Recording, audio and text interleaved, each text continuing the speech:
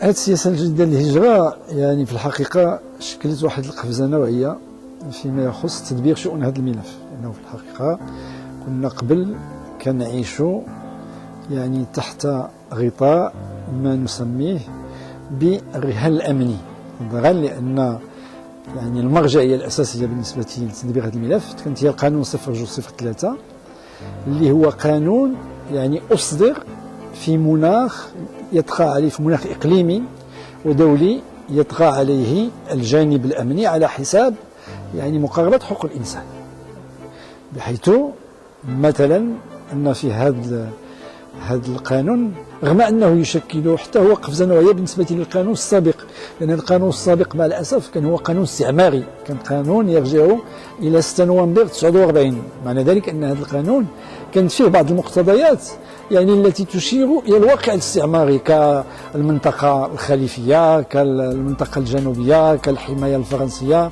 وحتى التأديبات اللي كانت يعني تعير بالعملة يعني الاستعمارية.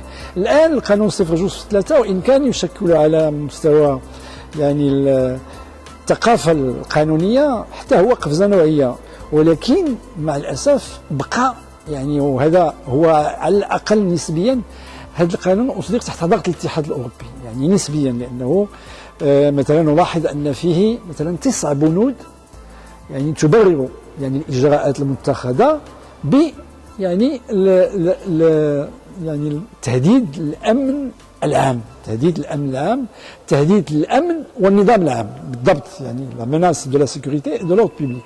إذا كنا كننتظروا دائما أنه يكون شي قانون جديد وشي سياسة جديدة اللي تجاوز هاد الهاجس الأمني، اعتبارا لأن المغرب يعني صادق على عدة التزامات دولية، على عدة اتفاقات دولية يعني تحمي مختلف حقوق الإنسان بالنسبة للمهاجر. مثلا 9 صكوك دولية فيما يخص حماية الحقوق الإنسانية كلها صدق عليها المغرب. معنى هذا أصبحنا نعيش نوع من التناقض بين يعني القانون 0203 والسياسة المغربية التي يطغى عليها الهاجس الأمني والالتزامات الدولية للمغرب. وهنا جاء الدستور اللي في ديباجته يقر بأولوية الالتزامات الدولية على القانون الداخلي.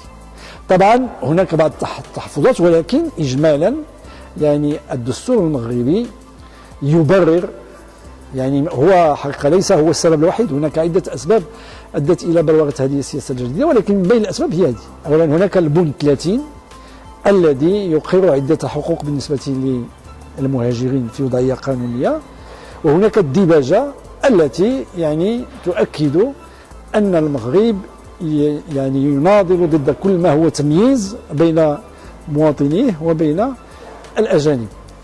هناك عوامل أخرى أدت إلى بلورة هذه السياسة، منها يعني التقرير ديال المجلس الوطني لحقوق الإنسان، أن هذا التقرير بطبيعة الحال كان شكله هو اللبنة الأولى التي دفعت إلى بلورة، لأن التوصيات ديال هذا التقرير كانت هي شكلت الأسس التي انبنت عليها السياسة الجديدة. هناك يعني البعد الجيوستراتيجي، بحيث أن المغرب اعتبارا لسياسته الإفريقية الجديدة يعني كان لزاما عليه أن يتعامل مع هؤلاء بطريقة غير الطريقة الأمنية التي كان يتعامل بها. إذن يعني هناك عدة أسباب كانت من وراء إنما حقا بين الإجراءات التي اتخذت في هذا المجال كانت هي التسوية الاستثنائية، ما يسمى بالتسوية الاستثنائية، والتي بطبيعة الحال يعني استفاد منها 18624 مهاجر من جنوب الصحراء على أساس بعض المعايير التي حددت مسبقا من طرف المجلس الوطني لحقوق الإنسان الذي كان هو المدبر الرئيسي لهذه العملية، وهي عملية يعني تسوية الوضعية، مع العلم أن الجانب الإيجابي أيضا في هذه التسوية هو مشاركة يعني المجتمع المدني في اللجنة التي يعني أشرفت على هذه التسوية. إذن الآن يعني تقدموا 28,000 ملف. بطبيعة الحال يعني اضطرت اللجنة إلى تليين يعني المعايير لتسوية الوضعيات، بحيث أنه الآن تقررت تسوية وضعيات 92% بعد أن كانت 66%. إنما المهم والأساسي في كل هذا أن عملية التسوية يعني يمكن أن نقول هي خطوة أولى، أما الأساس فهو عملية الاندماج. عملية الاندماج تقتضي يعني تفكير في 4 مجالات. يعني المجال الاقتصادي، وهنا نجد إشكالية الشغل التي تشكل الأساس، لأنه لا يمكن أن نتخيل بتاتا يعني إدماج مهاجر في وضعية عاطل. عدو الاندماج هو البطالة. إذن يجب التفكير في يعني برامج. هناك الآن بعض المبادرات خاصة فيما يخص يعني التكوين المهني، ولكن هذا لا يكفي نظرا. ومع العلم أنه ما يجب التذكير به هو أن نسبة يعني هؤلاء المهاجرين وخاصة من جنوب الصحراء هم أعلى ثقافة من المغاربة، لأن أكثر من 16% منهم لهم دبلومات جامعية عليا، بينما المغاربة يعني حوالي 12% إلى 14%. هذا غير. ثم المجال الاجتماعي، وهنا عندنا 3 محاور أساسية، هي السكن والصحة والمدرسة أي التمدرس.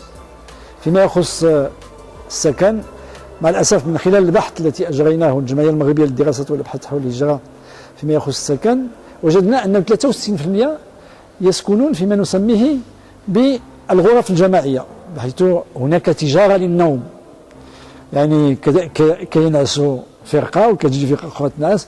إذن هذه لا يمكن يعني أن تساعد على إدماج هؤلاء. فيما يخص الصحة، هناك اتفاقية وقعت بين وزارة الصحة والمجلس الوطني لحقوق الإنسان من أجل التغطية الصحية لهؤلاء المهاجرين في إطار الرميد. فيما يخص المدرسة أو التمدرس أبناء هؤلاء المهاجرين، هناك دوريتان لوزارة التربية الوطنية يعني تبيح تسجيل أبناء هؤلاء في المدارس. حقيقة هذا أعطت نتيجة مهمة، وصلنا إلى أكثر من 7000 يعني طفل مسجل في هذه المدارس. وهنا لا أدخل إلى التفاصيل، غدا إن شاء الله. إذن المجال الثالث هو المجال السياسي، وهنا عندنا بعض المكتسبات الأساسية. هناك أولا الديباجة التي تكلمت عليها، وهناك أيضا الفصل 30 من الدستور الذي يعني يتكلم ويؤكد التزام المغرب بتوفير بعض الحقوق السياسية لهؤلاء المهاجرين. طبعا هناك بعض الشروط، هناك إلى آخره. المجال الرابع هو المجال الثقافي، وهذا بيت القصيد، لأن هنا في الحقيقة عندما تلتقي ثقافتان متباينتان يعني ينتج عن ذلك ما نسميه بنزاع الثقافات، الكونفليت كولتور، وهذا موجود في كل الدول. ولكن بالنسبة للمغرب بطبيعة الحال هذا إن كان لا يطرح مشكلا بالنسبة مثلا للمهاجرين من سوريا ومن يعني من أوروبا، لأن عندنا مهاجرين غير نظاميين من أوروبا. عندنا حوالي 5000 إسباني يعني كما تقول بعض التحريات في وضعية غير قانونية. إذا كان هؤلاء لا يطرح مشكل بالنسبة إليهم، بالنسبة لأفارقة جنوب الصحراء بطبيعة الحال هم يعانون من التمييز ومن الإقصاء في المجال العام وفي الكثير من التعاملات مع المغاربة.